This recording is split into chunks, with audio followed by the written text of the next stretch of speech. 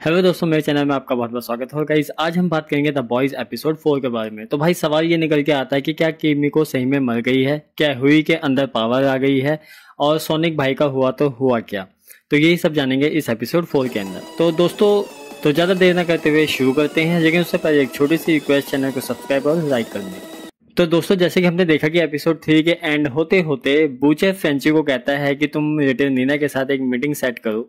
वहीं दूसरे सीन में हम देखते हैं कि हुई को पता चल चुका है कि बूचर कंपाउंड बी का इस्तेमाल कर रहा है, जो कि अच्छी बात नहीं है। और हुई उसको कहता है कि भाई तुम ऐसा क्यों कर रहे हो। तो बूचर हुई को बताता है कि उसने गन पाउडर को जान से मार दिया, तो क्या उसके लिए वो खुश नहीं है।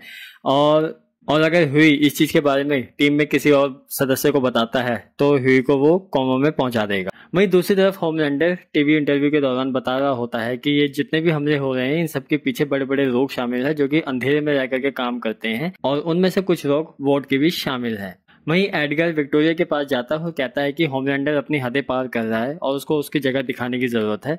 तो तुम जोई की चिंता मत करो, उसका ध्यान मैं रखूंगा। तुम बस एक प्रेस कॉन्फ्रेंस बुलाओ और वहां पे होमलैंडर्स के अगेंस्ट में चार्जेस को फाइन करो। तो जहां बूचर नीना से मिलता है और नीना से मिलने के बाद फ्रेंची के ऊपर जितने भी कर्ज का पैसा होता है वो सब नीना को लौटा देता है, और बदले में हेल्प मांगता है कि हमें वो बड़ी सी गन ढूंढने में मदद करो जिससे सोल्जर बॉय को मारा गया था। लेकिन बदले में नीना कहती है कि मुझे फ्रेंची चाहिए क्योंकि मुझे एक आधा अधूरा काम पूरा करवाना है। और A10 भाई साहब की तो क्या ही बात बोल रही है। इस बंदे को तो कोई मतलब कि अब इसकी वैल्यू रही नहीं जब से ये झगड़ा हुआ है, लेकिन ये बंदा अपनी टर्बो ड्रिंक को प्रमोट कर रहा है। वहीं सीन शिफ्ट होता है और नीना एक प्राइवेट जेट भेजती है बूचर रोज की टीम के लिए, लेकिन फ्रेंची इस चीज से बिल्कुल भी खुश नहीं है, क्योंकि उसे पता है कि भाई नीना और वो भी प्राइवेट प्लेन को सेंड करे तो ये तो हो ही नहीं सकता। डेफिनेटली कुछ ना कुछ तो बुरा होने ही वाला है।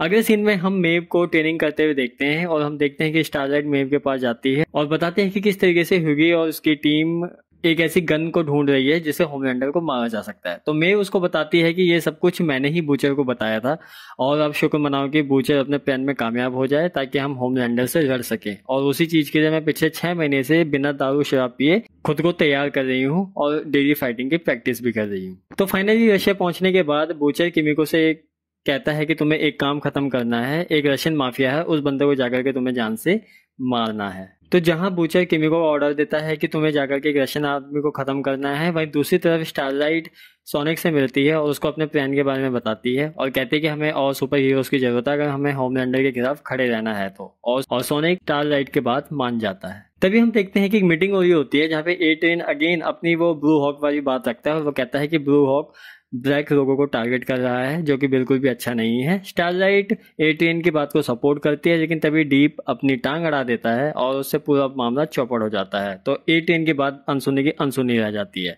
मीटिंग से बाहर आने के बाद A10 और डीप के बीच में काफी बहस होती है और दोनों एक दूसरे को घुसड़ मारते हैं। तभी होमलैंडर वहां पे आ जाता है और डीप होमलैंडर के साथ चल जाता है। सिचुएशन को देखते हुए सोनिक सोचता है कि A10 हमारे साथ आ सकता है, तो वो A10 को अपने प्लान के बारे में बताता है जो कुछ भी उसे स्टारलाइट ने बताया था। वहीं दूसरी तरफ हम देखते हैं कि किमिको रशियन माफिया के घर में घुस चुकी है और वहां पे रशियन माफिया और उसके सभी बॉडीगार्ड्स को जान से मार देती है। तभी हम अचानक से देखते हैं कि किमिको की सर पे किसी ने गोली मार दी है, और वो कोई नहीं, वो उन्हीं लड़कियों में से कोई एक लड़की होती है, और वो लोग बहुत ही ज्यादा डरे हुए होते हैं। लेकिन किमिको के अंदर सुपर हीलिंग की पावर है, तो वो ठीक हो जाती है और उन सभी लड़कियों को वहां से जाने के लिए कहती है। वहीं दूसरी तरफ विक्टोरिया प्रेस मीटिंग रखती है एडगर के कहने पे, लेकिन एडगर पे ही वो झूठे इल्जाम लगा देती है, क्योंकि वो अच्छे से जानते हैं कि एडगर उसकी बिल्कुल भी रक्षा नहीं कर सकता। और होमलैंडर को ये बात पता चल गई कि वो उनके ऊपर फाइन अपोज करने वाले हैं, तो डेफिनेटली बात है होमलैंडर उसको जोई को जान से मार देगा। तभी रात के टाइम में हम देखते हैं कि होमलैंडर विक्टोरिया के घर पे आता है और उसको कुछ डॉक्यूमेंट्स देता है। वो कहता है कि ये डॉक्यूमेंट्स मुझे एडगर के ऑफिस से मिले और इसके थ्रू ये साबित होता है कि तुम एडगर की बेटी बिल्कुल भी नहीं हो। विक्टोरिया कहती है कि जो चीज़ मैंने तुमसे मंगाई है तुम मुझे वो चीज़ दो और यहाँ से चले जाओ। तो होमलैंडर विक्टोरिया को एक पाउच पकड़ाता है और वो वहाँ से चले जाता है। तो वहीं हम एक दूसरी तरफ देखते हैं कि बूचर एक बार फिर से छोटी सी डोज कंपाउंड बी की ले रहा है, और तभी हुई वहां पे आता है और कहता है कि यार प्लीज छोटा थोड़ा सा डोज मुझे भी देने दो, मैं भी थोड़ा सा सुपर पावर फील करना चाहता हूँ। आज मैं जब स्टारलाइट के साथ था उसके रूम में, तभी होमलैंडर वहां पे आता है और होमलैंडर मुझे धमकाता है और मैं सीरियसली बहुत ही ज़्यादा डर गया था। तो मैं भी ना ताकतवर होना चाहता हूँ, कब तक स्टारलाइट मुझे बचाएगी, तो ये गिल्ट था मुझे खाया जा रहा है। तो बूचर उसको वो कंपाउंड वी देने से मना कर देता है। वो कहता है कि ये कोई वरदान नहीं बल्कि एक सजा है और मैं नहीं चाहता कि तुम जैसा अच्छा इंसान इस चीज़ को भुगते। तो वहीं दूसरी तरफ सीन शिफ्ट होता है और हम देखते हैं कि विक्टोरिया ने होमलैंडर से जो पाउच मंगवाया होता है एक्चुअली उसमें कंपाउंड वी होता है और वो जोई की बॉडी में इंजेक्ट कर देती है। इंजेक्ट करने के बाद जोई को काफ़ी ज़्यादा पेन होता है और वो जोई को गले लगा करके सपोर्ट करती है, हालांकि जोई काफ़ी ज़्यादा चिल्ला रही होती है। तभी बूचर और उसकी टीम जाती है रशियन मिलिट्री कैंप के अंदर ताकि उनको वो गन मिल सके जिससे सोल्जर बॉय को मारा गया था।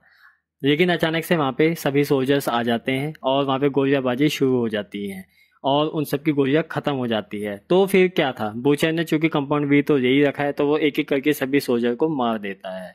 तभी एक सोल्जर एमएम पे शूट करने वाला होता है और हुई पीछे से चिल्लाता है कि एमएम अपनी जान को बचाओ।